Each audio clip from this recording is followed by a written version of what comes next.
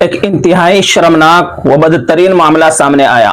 درندہ صفت ہجوم نے مسلم نوجوان محمد سلمان کو پیشاب پلانے کی کوشش اور تشدد کا نشانہ بنایا۔ میڈیا رپورٹ کے مطابق ہندوتوا شدت پسندوں کے ایک گروہ نے مسلم نوجوان سے اس کا نام دریافت کیا اور جیسے ہی اس نے اپنا نام بتایا، درندوں نے اسے تشدد کا نشانہ بنایا اور 90,000 روپے لوٹ لیے، جبکہ شدید تشدد کے بعد وہ بے ہوش ہو گیا۔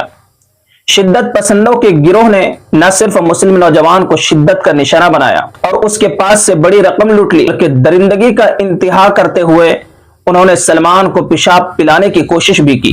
یہ شرمناک واقعہ تھانہ کجھاوالا حدود میں پیش آیا۔ گزشتہ 19 اکتوبر کو ہندوتوا شرپسندوں کے ایک گروہ نے محمد سلمان کو بری طرح پیٹا۔ درندوں نے مسلم نوجوان پر حملہ کرتے ہوئے اس کا ہاتھ توڑ دیا۔ اطلاعات کے مطابق محمد سلمان کی پریم نگر میں ڈیری ہے، وہ کچھ کام سے قریبی گاؤں کیرلا گیا تھا کہ کچھ شدت پسندوں نے اس کا نام پوچھ اور اسے پیٹنا شروع کر دیا۔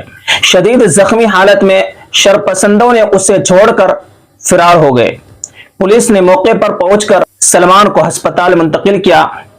پولیس نے مسلم نوجوان کی شکایت پر مقدمہ درج کر لیا۔ شکایت میں سلمان نے بتایا کہ ہندوتوا شرپسندوں نے اسے جے شری رام کا نعرہ لگانے پر بھی مجبور کیا۔ اس معاملے میں ابھی تک کسی کی گرفتاری عمل میں نہیں آئی۔ پولیس تحقیقات میں مصروف ہے۔ اس خبر کو میں نے ممبئی اردو نیوز سے پڑھا ہے۔ السلام علیکم ورحمۃ اللہ وبرکاتہ۔